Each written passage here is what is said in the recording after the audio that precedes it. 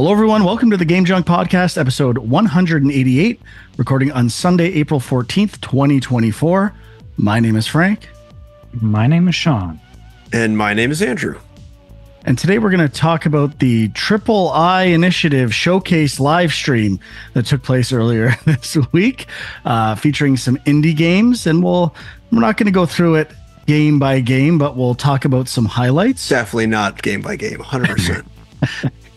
And the highlight was probably the Prince of Persia announcement, another Prince of Persia game coming this year. But before we get to that, got a happy birthday to Andrew in a couple of days. Yeah, that's right. Did you sell it? Was that the celebration at the Jays game today? Was it for your birthday? No, it wasn't actually. But there's like a work from the dome day where like the game's at like 3:00 in the afternoon. And it's like the day after my birthday. I was like, oh, maybe I'll go to that as like a birthday present. But no, this was not the birthday thing. I don't even know if we're going to do any birthday things. So I'm lame like that. I don't really care about birthdays. This is the birthday thing right now. This is it. Yeah, I guess this is it. Yeah, thanks, guys. Name on the Jumbotron. They didn't say happy birthday to the best dad in the whole wide world. My wife looked into it. It's $150. So we're like, no, not doing that. No, definitely not. I thought it'd be more expensive, to be honest. That's not bad. Oh, yeah? All right. So let's get into the Triple I Initiative Showcase live stream. And we might as well start with the last announcement, which they teased at the beginning that we couldn't believe the last one hasn't been spoiled yet, which is the Rogue Prince of Persia game, which is coming out this year. I think it's May. And I just want to look up something here. Steam early access in May, it says. It's just early access? Yep. Oh, it's a roguelike.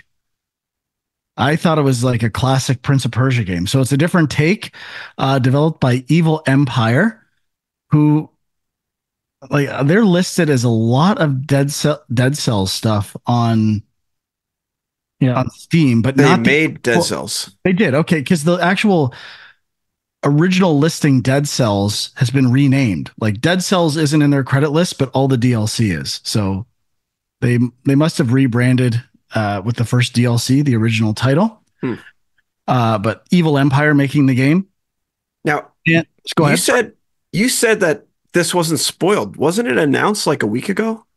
Am I going crazy? I could have sworn they announced the Dead Cells people were making this game.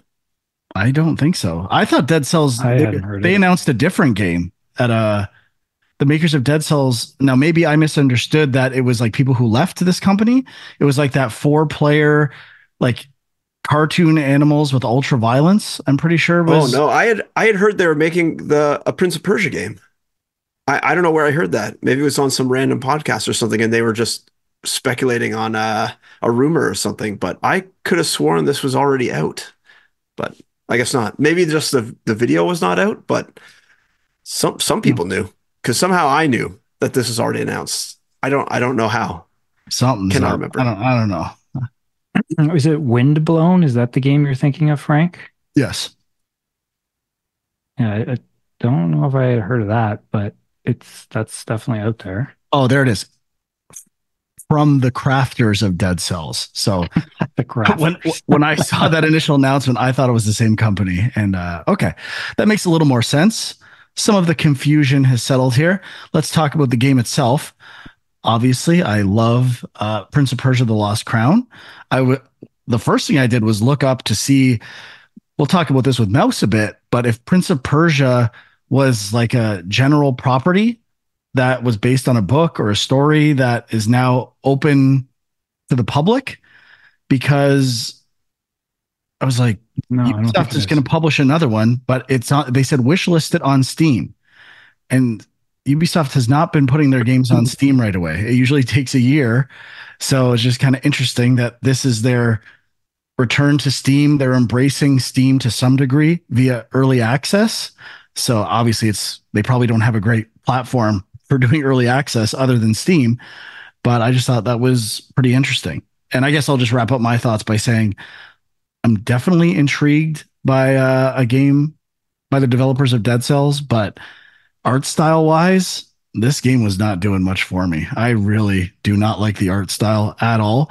And my other thought is I'm done with, although it's fine for this game, but every game doing like an anime cutscene for their game. And like they're not that great. It's not like they're exceptional animation. Sea of Stars did this too. And all the story stuff was in this anime style. And I prefer the in-game cutscene.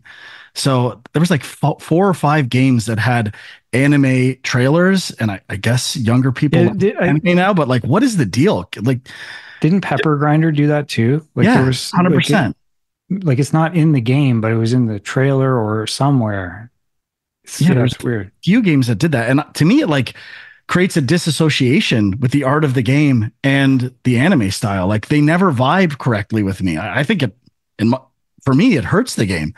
But at least with this one, the anime art style is the same one reflected in the game. So it's not like the end of the world. But I don't know. This art style, I was not vibing with at all. Gameplay looks good though. What did you guys think? I mean, I like the art style. I think it's pretty cool. Like I like the colors. Kind of remind me of like what was that game? Sable. Little bit. Like I think it's got a little more detail than that, but like I don't know. I thought it was interesting. The idea of a platformer roguelike with sort of procedural stuff, procedurally generated level bits and pieces. I don't know exactly how it works, but it's kind of intriguing, even though, roguelike, I'm like, but yeah, I'll definitely check it out. And Dead Cells developers gives it some a bit of a pedigree there. So yeah, I'm just kind of surprised that it's being announced so soon after the release of The Lost Crown. For me, I don't mind the art style, but it does remind me a bit of like an 80s cartoon in that every kind of like component of the characters are one color. So like his arms are that kind of like purpley color. His pants are just white. There's like no gradient in them at all. Um, Cape just red. So it feels almost like a little flat, but it's obviously by design that they're doing that. So I don't mind it, but it doesn't really like pop for me. But I don't know. I think I would be interested in this. It looks pretty fluid, looks pretty smooth. I never really got into Dead Cells that much. I think I'm getting a little tired of roguelike games in general, and I'll take probably a break, but I could be interested in this if it comes to the old library in 2025 sometime or something like that. Maybe They they 2026. they Maybe actually 2026. they were actually kind of making fun of that a little bit in the showcase. So like it was there was no hosts or anything. It was just trailer after trailer, but then there was little interludes with words and phrases and things sometimes. And so at some point, it was like, we promise only like five more roguelikes or something like that. So it was kind of I fun. wish they would have said the same for construction and management sims. That, those two genres and kind of top down stuff seem to dominate everything. So uh, definitely getting, there's a bit of stagnation in the indie scene, I would say, but part of that is just there's so many companies now and people making games that, well, I know we've talked about this before. It's so hard to stand out.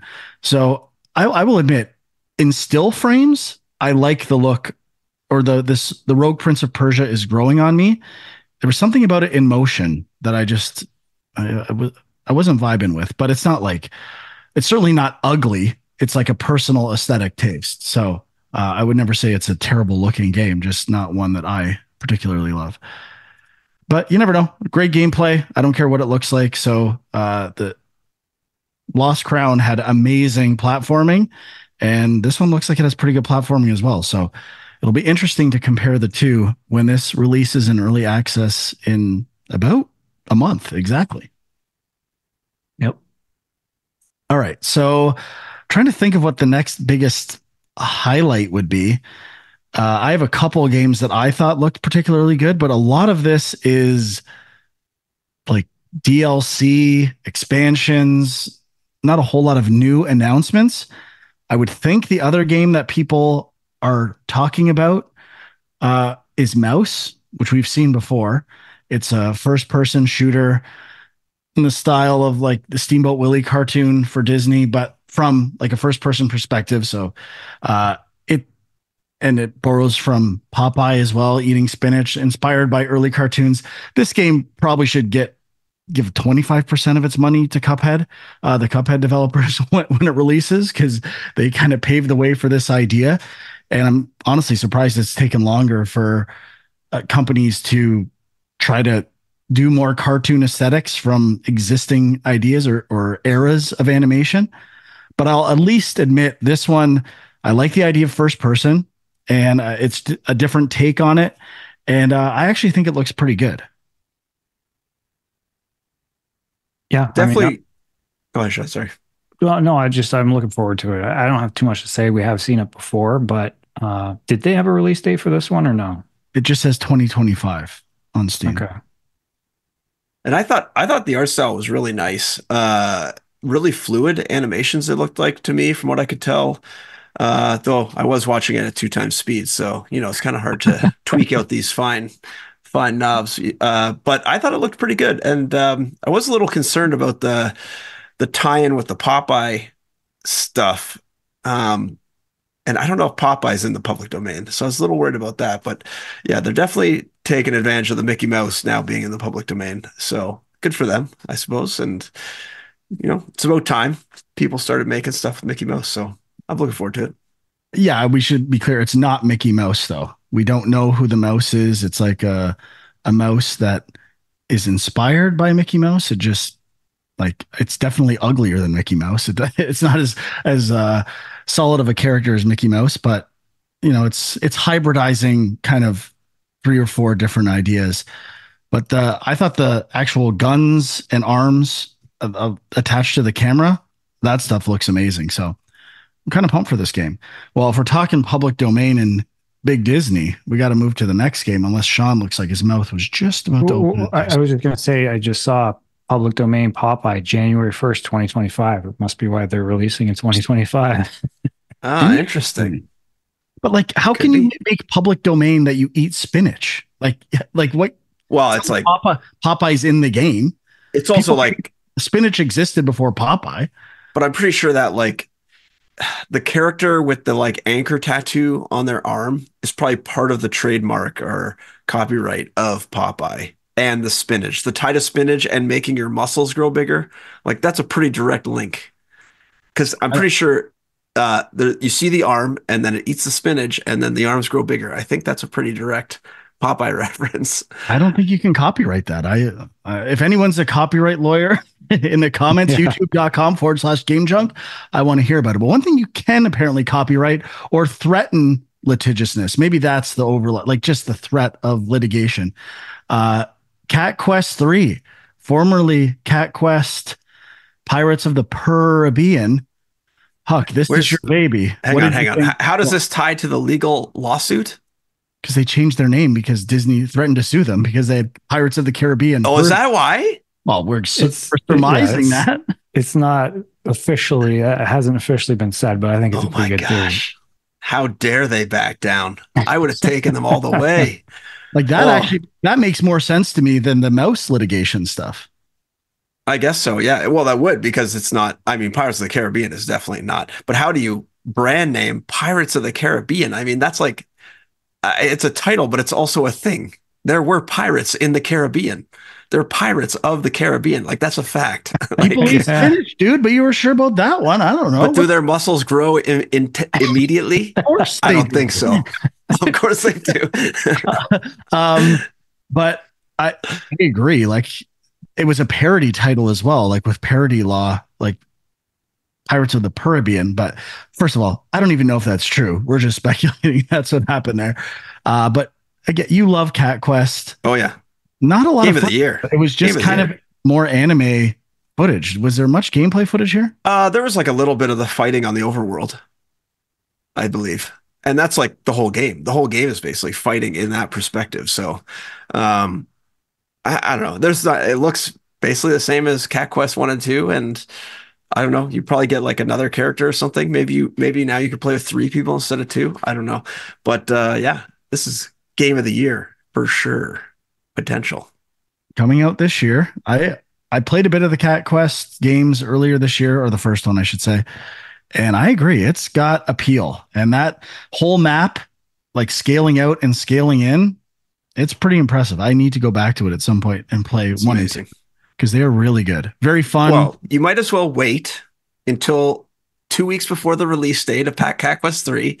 Just force feed 1 and 2, and then you'll be prepared for 3, as you usually do. And then I'll quit after an hour. I'm like, I'm sick of Cat Quest. All right. So I'll say what my game of the stream was, or whatever we're going to say. I'd not heard of this game before. Loved Kill Knight. It was the third game that got shown. And I just thought visually, I was vibing with everything about it. It was hordes of enemies and it was all about the art style to me. And again, another top down bullet hell type game, but out of anything aesthetically in this showcase, this game spoke to me. So I'd not heard of this game before. Apparently coming out in 2024. This was my favorite game of the show, and we might as well let Sean say his favorite game of the show, which was the game immediately after this one. Which one was that? I assume it's Shadow of a Doubt. I already have that game. You already have it? I barely played it, but yeah, it's a cool idea. It's just it was in early access as of last year, so now I think it's coming to consoles. You mean Shadows Pardon of me, Doubt? Shadows of Doubt. Man, I really butchered my Gmail document writing these things down. Shadows of Doubt. So you already own Shadows of Doubt in early access and you haven't played it? I've played a tiny bit of it, but yeah. So Shadows of Doubt, the idea is I guess it's kind of like a roguelike detective game. Like you take on cases and elements of the case and the clues and stuff are sort of procedurally generated, and you're kind of going through this. I think it's kind of like a what's the word? Like a Minecraft blocky style Yes. 3D voxel, yes. And but yeah, and so you're kind of going through the world, investigating houses, talking to people, and trying to solve a mystery. Haven't got through a full mystery yet, so I can't really comment on it, but seems like a neat idea. So, I mean, this game looked up my alley, but I've kind of come to this conclusion with these mystery games and from like kind of working on one a few years ago that like you really can't have these like super huge amount of things. And as soon as they showed that little like pegboard thing with like tons of strings, that's like an immediate turn off for me, to be honest. Because as soon as you have to keep like 25 things in your head of how they all relate, it's not going to happen. Like I'm not going to be able to do that. So, and especially that string board, I've never understood string boards in any games I've tried, any detective games I've tried, whatever they call those board map things. And I just feel like they don't work that good, especially when there's a lot of things going on. People like all these designers of these games should really look at Case of the Golden Idol and how they do this kind of detective stuff because it is way more intuitive that way. Or there was like another game, Grimoire. I think it was like Grimoire. It's like Detective Grimoire or something like that. Those games were also very good and had a similar thing where you were given a limited number of options and you had to kind of deduce which one was the correct one from the clues. You weren't overwhelmed with like a ton of stuff. And this looks like an overwhelming type of game. So I don't know, Sean, when you get through one, let me know how it goes and then I will decide if I'm going to pick it up or not. If you want exciting caseboard mechanics, you got to go to Alan Wake 2 and just drag things frustratingly into different spots and hope it unlocks. And, yeah. Now that's caseboard mechanics. Game of the year. Way to go. That's every game. I will try that game one time. I will definitely give that game a try. All right. I want to go back to Kill Knight for a second. Yeah. The one thing I noticed in that trailer was the environments were extremely basic, and it was almost like you were just standing on a bunch of cubes, and the cubes were kind of like falling away and stuff. And it was really just obviously was focused on the mechanics, the enemies, pure hordes of guys, and almost like I got sort of like a Vampire Survivors-esque feel of you're going to be overwhelmed, and that's the whole point. It's not about exploring a world. It's literally just about surviving. And yeah, I thought this one would be right up your alley, Frank, for sure, with your new potato obsession and everything. So Well, I mean, I don't think it's a survivor's game. Like, I think you have to aim. yeah, it's more of a Just, bullet hell or yeah, bullet hell, a top down shmut. What do they shooter. call it? Twin stick shooter. Yeah, and I mean, it makes sense to me. I felt like the effects dominated it, and I love effects, so I'm 100% in. I'd say the next biggest game, probably one we should have mentioned first. The thing I heard about from this showcase was Slay the Spire 2 being announced, and again had an anime trailer. That's all there really was, no gameplay. I love Slay the Spire. It's an amazing deck building roguelike, and I was never crazy about the art style. So without seeing the direction the art style is going, it doesn't mean that much to me. I know the mechanics work. I know they can expand upon those mechanics and make a sequel and have new classes and characters and cards. That's a proven thing. But I'm just kind of curious to see what it looks like. And maybe it'll look like the animated sequence we saw. If it does, I'd say that'd be pretty impressive. But also not coming to early access until 2025, which is kind of weird to. Yeah, that was the weird thing to me. Like, I mean, I know like it's obviously very popular game, very influential game at this point too, but I mean, like that makes me think like what are they doing? Like are they like I don't know what can you do to like completely evolve and build on this game to bring it to the next level? And like, because to me, it's like, okay, Slay the Spire seems pretty straightforward. Like you said, add new classes, new cards, but it's like if it's 2025 for early access, it's got to be more than that, right? So I have really no idea what it could be, but The only other thing I could mention with that, I think I'm looking at their company, Mega Crit. Oh, I thought they were a really small team. They are. I thought it was like two people that made Slay the Spire, and maybe it was initially. Yeah. Okay. So founded by two people, and now their team is about 10. So that kind of makes sense to me that it's a smaller team, why it's taking so long. Uh, but yeah, I'm really curious to see where the art goes. Am I the only one that it doesn't think Slay the Spire 1 looks all that great? yeah, I'm kind of with you. Yeah, but it's interesting if you look at the Steam page for Slay the Spire 2, it kind of seems to imply like if you scroll through the description of the game, they have some sort of animated enemies that look kind of in the style of that trailer, seeming to imply that that's what the art style is going to be now. But yeah, it just, new Slayers join the fray with their own sets of cards, mechanics, and Oh yeah. personalities. I mean, So completely there are rewritten. images on Steam. I'd say what's there is has some of the aesthetics, but definitely more polished, and it definitely looks better. Says completely rewritten from the ground up in a new game engine. So I Mhm. guess that's why 2025. But That makes uh, more sense. says expanding modability. Did not know that that was a thing for Slay the Spire, but I guess that also could make sense.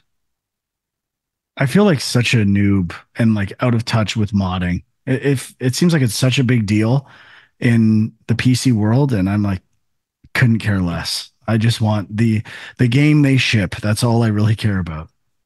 Yeah, I get it for like older games, like if people are updating them, new graphics, technology, or open world games where you're kind of, I mean, you can just add so much to that, but something like this seems a bit strange. So I was just looking at the website, and they used an engine called libgdx, which I've never even heard of. Free and open source game development application framework written in Java with some C and C++ performance components. Yeah, no wonder why they're changing to a new engine. I'm I'm sure sorry, there's not. the first game was written in that, right? Yeah, the first game, Slay the Spire, for number one.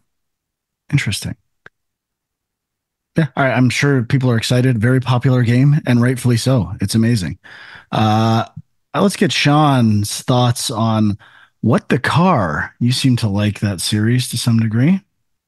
Yeah, I'm a fan. I liked What the Golf quite a bit, and I played a bit of What the Bat, which was their VR one. And so there was What the Car has been out on Apple Arcade for like a year now or something, maybe half a year. But there's a demo on Steam, so I actually fired it up, and it's just, I mean, it's more of the same. I don't really like it's in this case, it's kind of riffing on racing games, I guess. Like every level, you're just trying to get from point A to point B and dodge obstacles, but they always throw like weird twists in each short level. And that's kind of the fun of these games, you know. It's like you start off driving a car and then you have a car with that's rolling like a ball with like stuff flying off of it. And I don't know, but yeah, I'll definitely check it out at some point.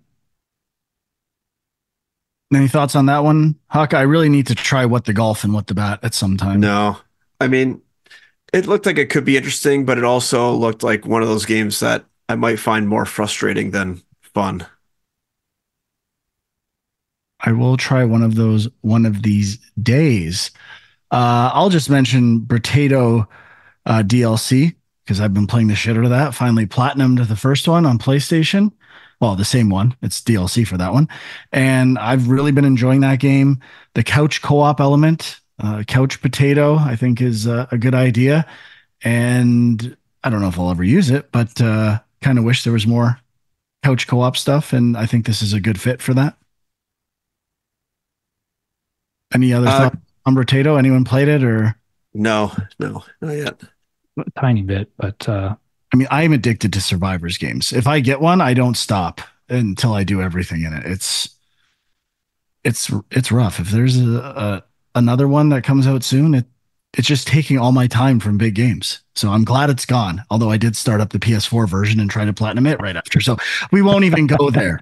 I did not play Streets of Rogue. Has anyone played Neither that? did I. Anyone interested in Streets of Rogue 2? No. yeah, I mean, I hadn't played the first one. The trailer for this one kind of was like, oh, what is this? But I don't know. It kind of got me interested, I but didn't know it was like I don't know much about the first one. I assume it's the same, like a sandbox type game. I thought it was more like just a top-down beat 'em up. So I guess it was interesting for me to learn that that's what this franchise is all about. But ironically, makes me less interested. yeah, I just thought it was like a roguelike beat 'em up.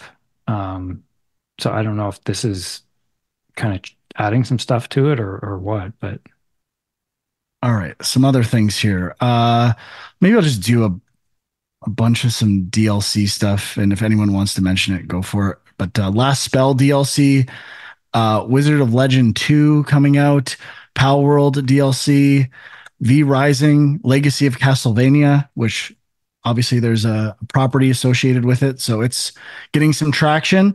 And Risk of Rain looks like it's Risk of Rain 2, pardon me, looks like it's adding some Dark Cells DLC, playing as that main character, and Vampire Survivors and Contra.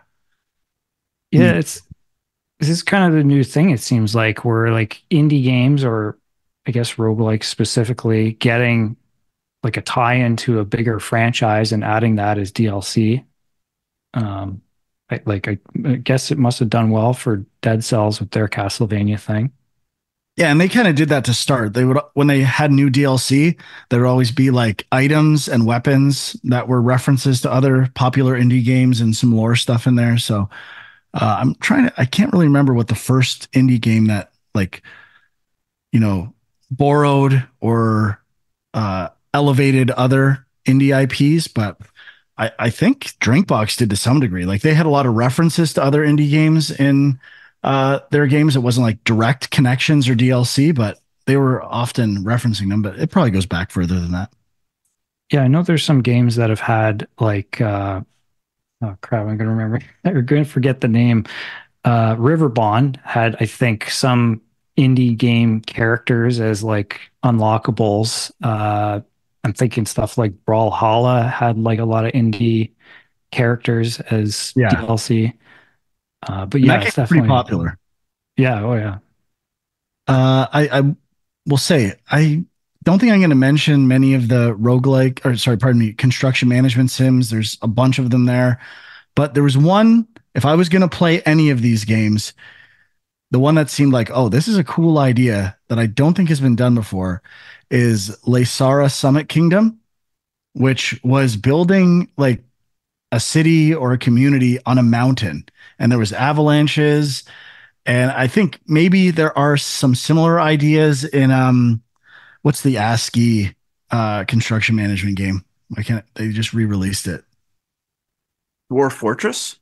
Dwarf Fortress, yeah, like where caves would explode and like there would all be these natural disasters. I mean, natural disasters aren't new to this genre, but I think the idea of building something on a mountain I thought was really visually compelling and kind of like how Frostpunk had its hook of being in the cold. I think a mountaintop is an interesting location for a game like this. So that one definitely caught my eye.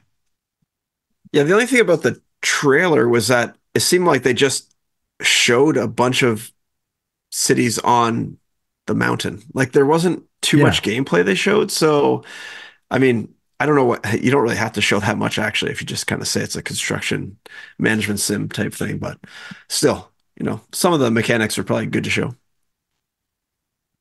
Yeah, for sure. I thought it was an interesting idea, though. Another big game, I guess, is Hyper Light Breaker, which is coming to early access in summer of 2024. Uh, I loved Solar Ash. I should go back to Hyper Light Drifter. I got to be honest, this trailer was not doing all that much for me. I didn't think it looked as good as either previous game. I thought it looked weaker, Yeah, me too. especially the Yeah. dodge. The dodge, the character would always like turn away from combat to dodge. And when it's third person, then the camera has to kind of reorient to do combat. I don't know. I mean, it is early access. I'm not judging the game based on this, but I was, I thought Solar Ash was super polished and looked amazing. So there's no doubt that they can pull this off, but I was not impressed with the footage that they showed today. Yeah, not that excited for it either. I feel like there should be more hype for it than there kind of is, but Should probably mention Never Alone 2. That's been a long time since the original came out. Uh, I always love the art style of Never Alone. Never Alone 2. I hope Never Alone paid for some gameplay programmers to like make the controls tight because it was very frustrating to play. So if they can get some decent gameplay, I'm pretty sure they can make a good game because it looks good. It's cool world and ideas, and I hope the second time around it's like the perfect version of one of those games. I have three other things, but is there anyone you guys want to talk about? I wanted to mention Broken Rose, which was like the um I can't remember what they're called, but they're basically like Baldur's Gate and uh what's the other one? Neverwinter Nights, I think. Basically games like that, top-down strategy games or CRPG? tactical CRPG. Yeah, that's what I was looking for. And I think this one was set in like Western Australia and post-apocalyptic something. So like it's almost like Fallout meets Baldur's Gate type idea, or maybe just Fallout, to be honest. But I thought that with the success of Baldur's Gate 3, that this game actually might get noticed by people and might have like a new audience that maybe it wouldn't have if Baldur's Gate 3 wasn't so successful. So I don't think this game is something I would look at, but I thought this game could be of interest to like lots of people that like Baldur's Gate 3. Yeah, it looks like it's out now Yeah. and Yeah. seems like mixed reviews on Steam. Not sure what that indicates, but yeah, I was There's seemed kind to be of a lot of intrigued. focus in the trailer on like how you can talk to people and gain relationships and stuff. And that's that's kind of like along the same things as like the detective games with like a whole bunch of moving pieces is it's really hard to keep all that stuff in your head of what's going on, especially if you're not playing it 10 hours straight a day until you beat it. You're playing it, a couple hours a week maybe. Hard to remember all that stuff if you're just kind of coming back every once in a while. My takeaway with that game was it's set in the Australian outback. I want an open world action game in the Australian outback. Like, even if it's like going back in time, like a version of Red Dead in Australia, I would love that. Kid me would have loved that. So, Surprised there's no Far Cry yeah, Australian Outback. That would be good. that's a good point. And I would, that's something I'd love to see. Maybe there is, and I'm just forgetting it, but more interest. I'm sick of LA. I'm sick of New York. I know we were excited with the idea of Blade 2 or the Blade game, Marvel's Blade being in Paris. I'm like, okay, let's get some new modern cities. I even think Toronto could be a cool city to set a game in. And I don't know. I'm just so sick of the same kind of places for games. So let's get an Australian Outback game that's not a CRPG. And I'm in. Let's mention 33 Immortals. This is Thunder Lotus's game, which was been in the making for a while. It got announced probably a couple years ago, I think. I love their games. I love their art style. I'm still not sure about this one. I guess the hook is 33 people playing at once, um, which sounds interesting. I don't know if it will be inherently good because of that. It's going to be a challenge to coordinate gameplay with 33 people. Uh, but it's, you know, visually does not seem to highlight their art style the same way other games did, except for some larger enemies. The characters, there's 33 of them, and they look kind of generic. So I'm excited for it. I hope they pull it off, but so far I'm not really seeing it in the trailers. Yeah, I mean, I'm curious, but it's yeah, I'm kind of wait and see on this one. I wonder if they're going to do it kind of like how that game company did Journey, where people will just jump in and they'll try to make it as seamless as possible. It won't be abrupt. Like maybe you don't notice it. I don't know. It'd be Yeah, interesting if well, they yeah, there could was do it something that about the way. trailer where I thought it was kind of a neat idea where it started with one person, then it added two, then three, then four, and they just kept building up to the final number, which I thought was a really cool idea. But uh, I'm having trouble envisioning playing it and how that works out. But if they figured it out, it could be amazing. It feels like a game we're going to have to play to truly judge. And it seems like it's a tough game to market. Where like Spiritfarer, I look at one frame or a couple, like a cycle of that game, and I'm like, I'm in 100%. This game is going to be a tougher sell for sure. Yeah. One game Um, I thought, oh, sorry, go on, Sean. the other game I was going to mention was the Gestalt Steam and Cinder game, Yeah. which I think looks pretty good. Although it did make me think, like we talked a while back about Metroidvanias and how it seemed like there wasn't like a ton of big ones last year. Now this year it's like insane. Like I was making a list. Like I feel like stuff that's either already out or coming out like in the next couple months.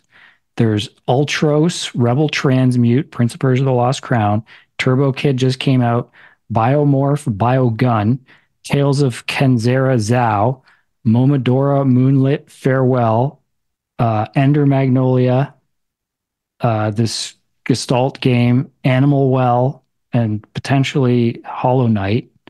And I think there's a couple others too. Like it's just like so much. So I could be good if you like those kind of games. Personally, it's like I love those games and I'm kind of burnt out. Like I'm only going to pick and choose a couple of those to play, I think. So I don't know if I this will be one of them.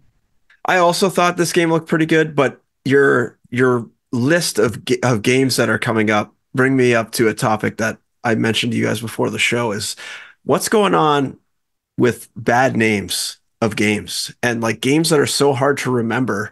Like this Gestalt one, I wrote down a few other ones that were in the show that we actually haven't talked about, but there was a game called like Flintlock: The Siege of Dawn. I mean that it's like Flintlock is like a gun. What does that have to do with a siege? I don't know. Um, and of Dawn, Dawn's like a time. It's not like a place. Very confusing. Cataclysmo spelt not how I would think Cataclysmo would be spelt. Also not good for if I'm searching for a game if I can't spell it. Norland, which makes me think of this specialty glass I own that's for drinking rye. So this game has no meaning to me at all. And Never then forget it. Every time you look at your rye glass, you'll think of this yeah, game. yeah, I guess so. And then there was that other one, RKGK. Like, and it was in like when you're watching the trailers in like a very like unique font that's hard to read. And unless I was like reading it typed on GameSpot's website, I wouldn't know what that was probably saying. Yeah, Just a lot of games like RKGK's like official title is Rakugaki, and I agree that that was another like animated trailer. And then I looked up the game before the show when we were talking, and the images on Steam look way better. It actually looks hmm, really good, and they didn't show any gameplay in that trailer. hmm, I thought they did show some I don't gameplay. think so because I was Yeah, waiting. maybe Like, not. This does what look is kind of this game? different. Yeah, I don't know. I was kind of intrigued by this one. I mean, obviously, kind of a jet set radio type game. But Watching it, I didn't know if it was 2D. I didn't know if it was 3D. I knew nothing yeah, about hard to tell. like you got to have a little gameplay because the images on Steam look amazing. It looks really good. And yes, clearly inspired by the Jet Set series and mostly that, I'd say. Okay, the yeah, other one I just want to mention, I said I was only going to mention one construction management game, but I'll mention a second one. If we're talking titles, I think a great title is Dino Lords.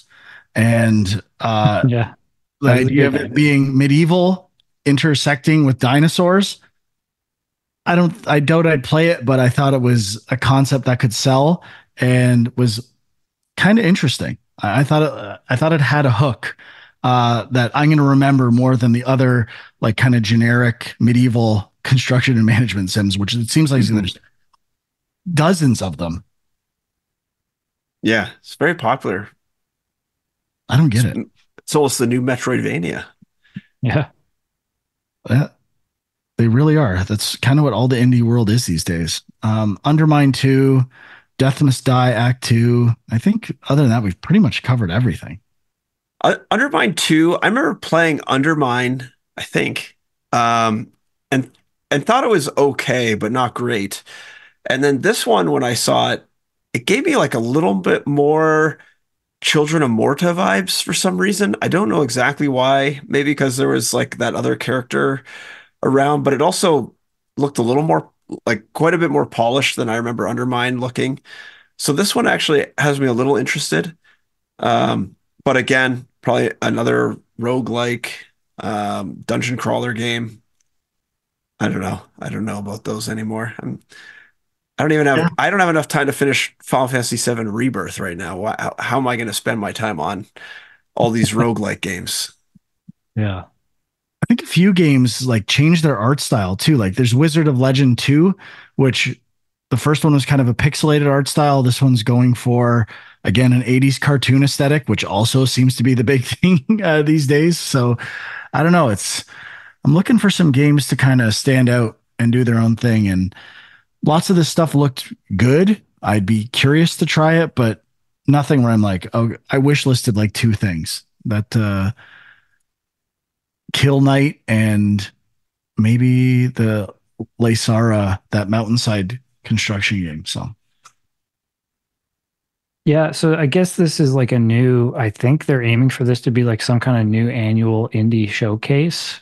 Um, which I mean, we've got a lot of showcases already. I don't know if this one's gonna kind of become a de facto indie showcase or not, but it's So, it was I mean, okay. in terms of the showcase itself, it was really short. Every game had like a super condensed amount of time. There was nothing extended. And at first I was like, oh, I love this. This is just like, boom, keep it coming instead of like dragging things out. But it was only 40 minutes and it felt like an hour and a half to me because each thing was so short. It's like, is this thing over yet? Like, this is getting annoying.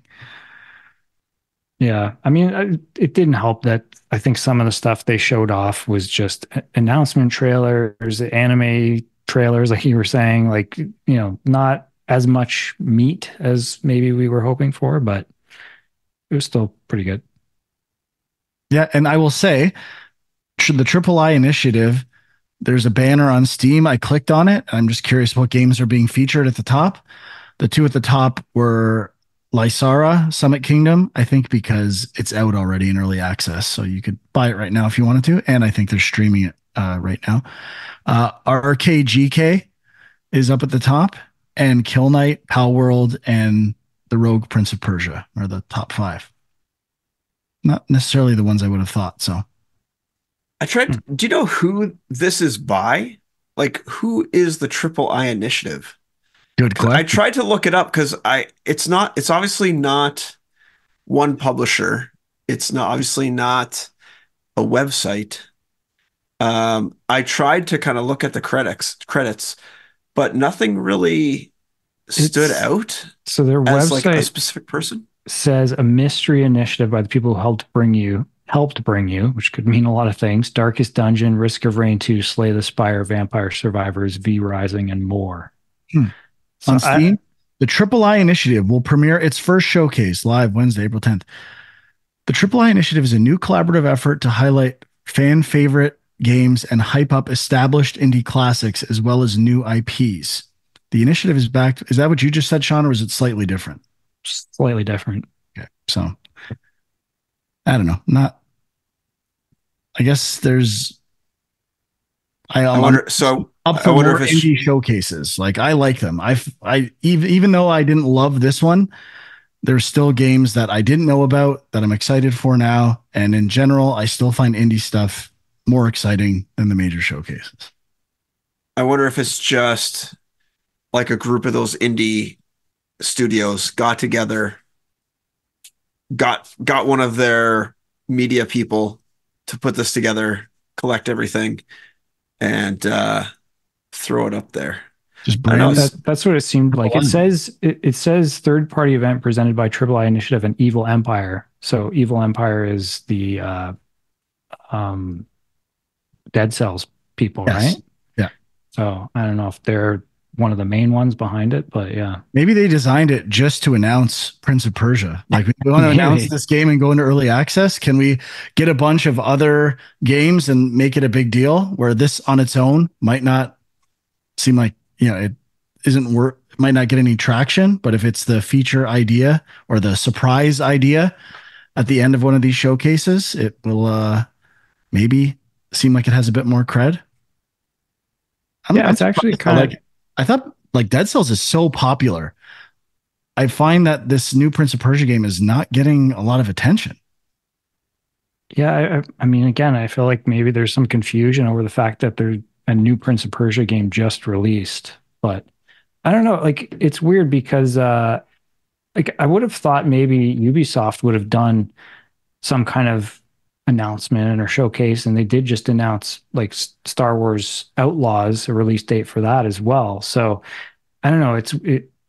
You'd think they maybe would coordinate all that stuff, or if the Prince of Persia thing's coming out in May, like isn't that kind of generally when the Summer Game Fest stuff happens?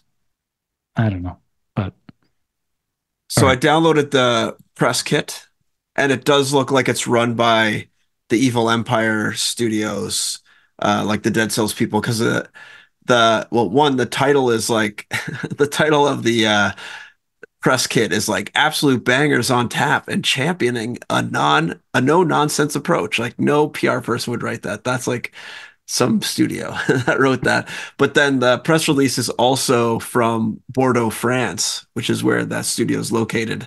And I don't know too many other France indie studios of note. Um, and most of the ones shown, I think, are US or Canadian.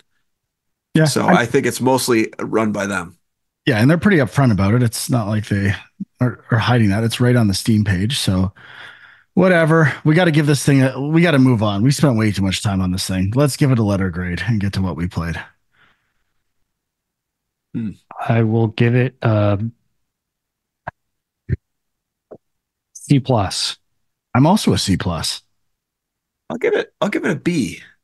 I actually like that it was just a bunch of little quick things. Now, I do agree it kind of went a little long, but I liked that most games kind of stuck to like that 30 seconds, and that was it. There was no 4 minute boring walk and talks in here. And let's also mention that it was on 2 times speed, right? Oh yeah, 20 minutes solid. It's beautiful. There you go. Okay, let's. I even skipped over a bunch of the construction sims, so it was a little less. All right. What did you guys play? Well, I can. So I don't know if we were going to touch on the Fallout TV series, but I actually did fire up Fallout 4 this week for the first time. Because I fired the original Fallout after watching the pilot. oh, really? So, like for me, I had played Fallout 3 when it first came out a little bit, and I just the VAT system thing, I just wasn't into that. I know some people love it and think it's kind of a great hybrid between sort of turn-based and more action type combat, um but after playing Starfield and kind of enjoying that, I kind of went back and was like, okay, well, what other games are kind of like that? And I guess Fallout 4 is pretty close because it's more of a shooter than most of the other Fallout games. And so I played a couple hours and started out a little slow, was just kind of wandering through abandoned towns and not much going on. But once I kind of hit some of the story beats, I started getting into it. I, got a dog companion, which, was kind of cool. I was digging that. And yeah, I mean, I am enjoying it. I could see myself putting some time into it. I know they just announced an actual next gen update for this game, which is weird because it's like almost 10 years old now. Um, but yeah, I don't know. I might wait for that and maybe go back to it. Give it another shot. But yeah, I was enjoying it. I mean, I guess a lot of people generally say Fallout 3 and New Vegas are the best ones. I think more from the RPG side of it and story side of it. Um, but yeah, I kind of like with the show and the games, like the thing that's kind of unique, I guess, about Fallout is there's a bit of a comedic vibe to it, which I guess Borderlands also is post-apocalyptic with some comedy. But then they have this sort of 50s retro future thing going on, which I kind of like. So um, yeah, I don't know. I'm enjoying it, and it is on Game Pass if you're interested. Sean, I can't believe you didn't play Fallout 4 VR. That was another thing that I was thinking about. And I mean, I probably could transfer my save file over if I ever wanted to, but I don't own the VR version yet. But I'm curious. Yeah, I've never played it either. I kind of want to. I've tried every Fallout game pretty much in some capacity. I tried the first one today. I did not know what was going on control wise, so I'm not even going to comment on it. I like the vibe as well, but did not put in enough time. I was like, I'm gonna have to read some guide online to figure out how to do this because I was lost. Yeah. I tried the Fallout games 1 and 3. New Vegas did not get into. I've not tried Fallout 4 yet, and I didn't believe you when you said it was almost 10 years old, but you were right. 2015. I can't believe that game's that old. I guess Fallout 76 was the most recent one, which is probably the one I was thinking of. Right, Um, which that one I know got like really bad reviews when it initially released and was very yeah, buggy, but I feel like it's another one of those games that recovered. over time, yeah, people look on it more positively now. So Yeah, yeah. So we should probably touch on the pilot of the show, which I remember not thinking this doesn't look very good. And everyone keeps saying it's really good. Getting a lot of people telling me it's great. So I watched the first episode, directed by Jonathan Nolan, and I kind of loved it. I thought it was amazing. I thought it was very entertaining, very well written, and I I'm gonna keep watching it for sure. I hope they can maintain the quality going forward, but I liked all the characters. It looked way better than I thought it did in the initial trailer. Like not as televisual or as goofy as I thought. I thought it like cinematography was solid. Violent, pretty funny. As far as like modern TV goes, I think it's going to do really well. It's good. Yeah, I liked it as well. I think like a lot of people talking about the video game adaptation curse is over. People have figured it out. And it's I've seen some discussion that it's like, well, the key is they're doing TV shows now, not movies. But I don't know if that's totally true or the case. I mean, I could see why that would work better for some things. But like Fallout, it's not following a story of a specific game. It's kind of set in the world, drawing bits and pieces, maybe the things that might seem familiar from the games, but a new story, which I think works in this case. And yeah, I mean, it's just, like again, they've got kind of the 50s music throughout it. And the one thing that visually bugged me, which maybe this is always an issue, and maybe it's just me, but like skies always look so CG. There's something about like you see a sky with a certain kind of orange glow. Maybe there's a lens flare there, and right away it pulls me out of the because I think the actual vault and everything looked like a set. Like it looked pretty good. I'm sure it wasn't all built, but I don't know. That stuff looked pretty good, I thought. Yeah, there's lots of small touches, like world building wise. I don't know what's from the show and what these writers contributed, but the like the grid of drawing the face for the wanted person, I thought that was amazing. As I've never seen this before. I loved it. Even just small ideas like the wedding dress being passed down and signed and reused in the vault. I thought they did really great small touches to kind of bring me into this world in a different way, more than the video game ever did. So uh, I always liked the idea of Fallout. I just wasn't crazy about the gameplay. So it definitely took me by surprise. It kind of I wonder if it's all people who worked on Westworld because it feels like I liked. I didn't watch all of Westworld, but I liked what I watched. It was a little too serious for me. So I think taking the same kind of core ideas and some of the structure ideas and applying it to Fallout with some humor is a win. And last thing, I'm sure maybe this is coming in future episodes, but they did a title card with one of the characters' names, and I was like, finally, and someone is going to do a good job of copying Lost. And but then like it can't happen because there's only one character that's existed in both time frames. But I'm hoping there's like good use of flashbacks in the show as well because I don't feel like a show has done that really great since Lost and told consecutive stories that kind of cross again in the same episode. So one question that was coming to mind for me with Fallout, and I'm sure this has been answered somewhere, but like the 50s thing, like you would think that that was the idea was, when sort of nuclear testing was starting to take place and it was all in the 50s, that the idea was that we're in an alternate history where there was nuclear attacks happening at that time. And so everybody kind of got frozen in that 50s culture. But that's not what it is. Like it's still the future. Like I think the show's in like 2070 something. So I don't totally understand why the 50s thing is like I get it's an alternate timeline, but I don't know if they've ever really explained why that's the dominant culture still. I think it's just a fantasy world kind of thing. It's just a way they can explain the 50s aesthetic with some modern tech, but I don't know much about it.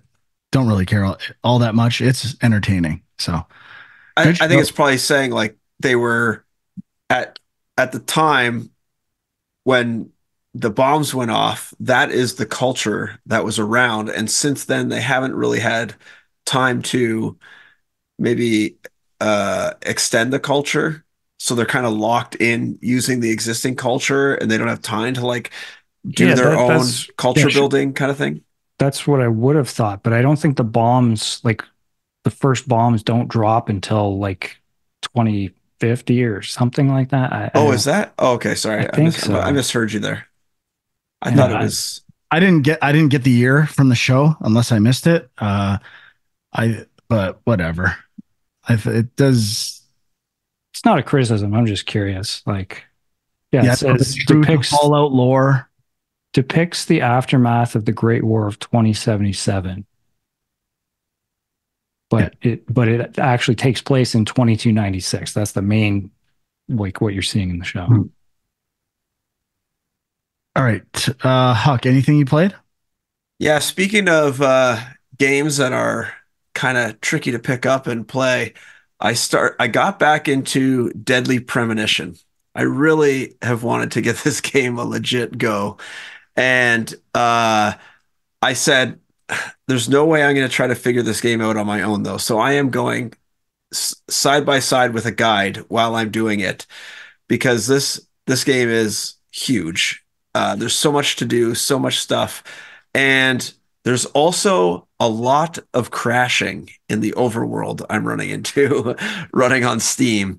So I'm glad that it's guiding me to places where I can save the game often and be able to not lose too much progress when it does crash. So far, I've been able to kind of isolate certain things will crash it in certain areas. I think it's memory usage issues, but I definitely have to be careful when I'm traveling far away and possibly go into some interiors. So the gameplay overall is not too janky so far. I've got it. The car driving definitely is rough, but it's okay. It's manageable, but it's definitely like they didn't put a lot of effort into their car physics, that's for sure. When they were making this game, it was kind of an afterthought. And it is. I forgot how much it almost like beat for beat copies certain things of Twin Peaks, like almost identical.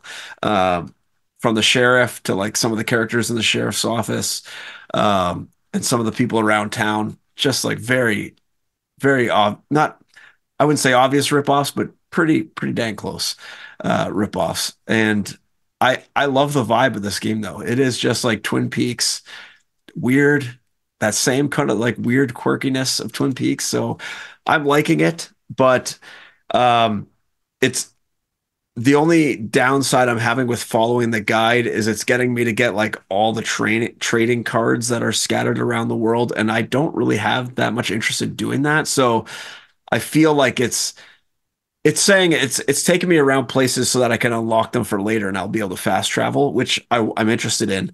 But doing all the cards, I think I'm gonna stop doing that because I just don't really care too much about that, and I don't think it adds anything to the game. But it's showing me the side quests and stuff to do, which I would never have found. Like there's just so much stuff around this game, and there's like uh, time elements to it. So certain things only appear at certain times during the day. I don't know how people would find this stuff. So I'm just gonna uh, follow the guide and let it guide me for sure. But it's a fun little game and definitely um, still in people's minds, I guess, for a reason, just because of its uniqueness and um, I guess it's rip off of Twin Peaks, basically. But yeah, I I'm always enjoying thought it this so game far. was like known as being like a so bad it's good game, but Yeah, it is. I would say, yeah, I would say it's definitely in that camp for sure. but the reviews are pretty good. Like on Wikipedia, it's a lot of sevens, and then Destructoid gave it a 10 out of 10. Oh, really? Yeah, Wow, that seems high. it it was a pretty like people were very divided when it first came out. I mean, now it's just kind of this cult classic, Cult I classic, guess. yeah. Hmm. But I assume this is like the director's cut you're playing. Yeah, it is. I don't actually know what the difference is or what that I have adds, no but idea either. I don't know. I've had it on my Steam in my Steam library for like 10 years, so I'm like, it's time.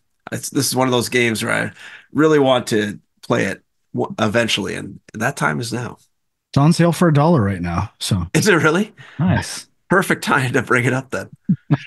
but this is not what I thought it was. Might need to check it out at some point, but that day will likely never happen. Well, you might as Uh, well buy it now. oh yeah, Now's the time to buy. yeah. I thought I owned it, but it looks like I don't. So Oh maybe I my will have to buy goodness. it. What? I thought for sure you'd have this like every copy available, Sean. No, You I must mean own it on it's like PS4 or something, maybe it's or possible, but PS3 maybe. yeah. No. But I've never played it though. I've been Really? curious, Wow. but That's yeah. surprising, actually. I thought you would have played this for sure. You Does guys feel and your like a Twin Sean game. Peaks. Yeah, it does, Yeah. it is a Sean game, 100%. I recommend following the guide. No, if you do pick it up. Want Okay. everyone to be as harsh with Andrew about following guides as you are with me. Let him know Never. it's unacceptable, and your I'm criticism not don't I'm matter if you not follow I'm guides. not doing this to platinum a game and pretend I'm some gaming god. I'm doing it to have fun. Yeah, but the platinum guides don't actually tell me what to do. It just tells me how to not miss collectibles. So anyway, I don't Mm. care. You can play it however you want, as long as you don't use hints. All right, Sean, what's up for you? Uh, so I got one other kind of indie game I recently stumbled across that I've been playing called Minishoot Adventures. Kind of a lame title if you ask me, but um, it's sort of I guess it's kind of a Metroidvania. It's kind of Zelda-esque, but it's also like a twin stick shooter. So it's like a weird kind of mashup of these genres. And I guess the Night Witch would be the thing that comes to mind as kind of similar. But this one, I think developed by two people, really small team. And it kind of feels like that. Like the art is a little bit simplistic, but it's also very kind of I don't know what the word is, just very minimal and like I think it looks quite nice for what it is. But it just had compared to the Night Witch, which I did like, but something about this one it just has me hooked. Like I just want to keep playing, you know, and not all Metroidvania games, especially lately, have that hook for me. But this one is just like I gotta keep playing a little bit more, and yeah, I'm really enjoying it. Yeah, it reminds me of the shooting sections of Islets and a bit Hmm. of what was the insanely twisted Shadow Planet, which I never really got into. Yep, definitely This in looks that really good. zone. I had not heard of this. Yeah, there's a lot of uh bullet hell going on in this game. The I love the art the style. I think it looks awesome. the title screen and the art style, although very different games, remind me of this game Nova 111, which is a very unknown game, but I know people that worked on it, so that's why I know about it. But very, very reminiscent for me of those games. Oh, yeah, nice. All I've played really is Rotato, Helldivers 2, and I think that's it. A bit more Rise of the Ronin. Deciding if I dump everything on Friday for Stellar Blade and just commit to a game for until it's done. Helpful. Hellblade Helldivers 2 takes up a lot of time. I Hmm. can't stop playing it. Anytime someone wants to play, I'm in.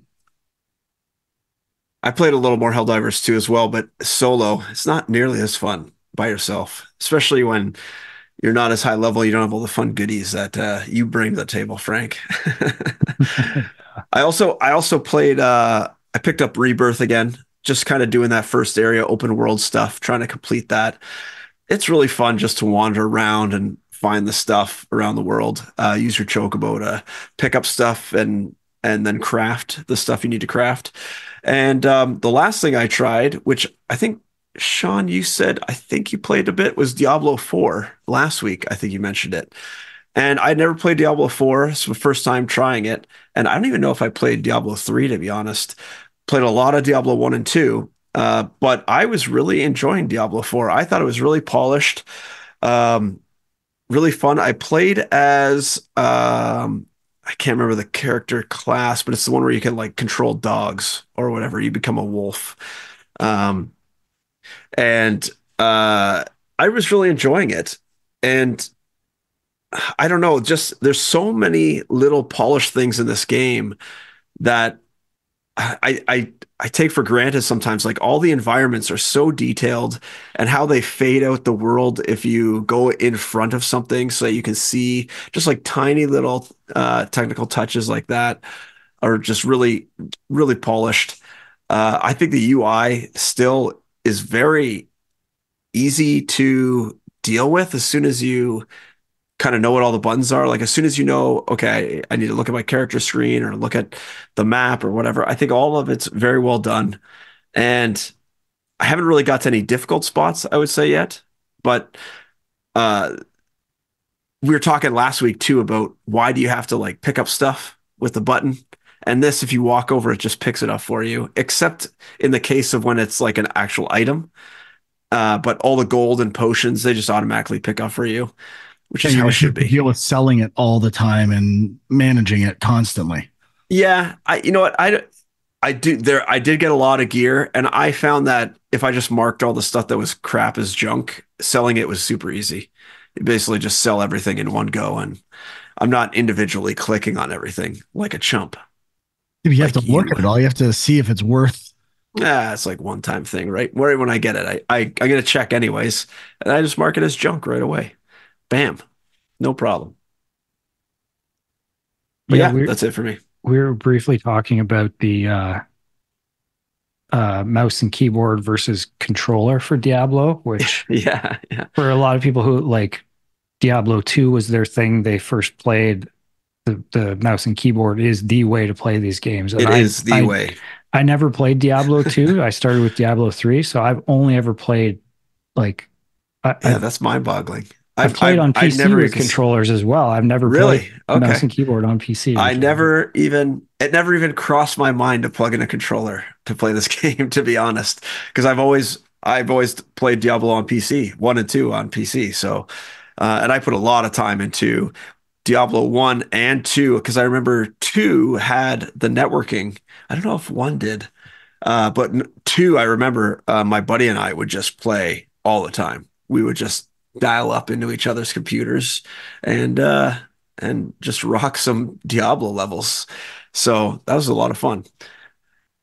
I don't know. If either of you played this multiplayer, is it available? A tiny little bit.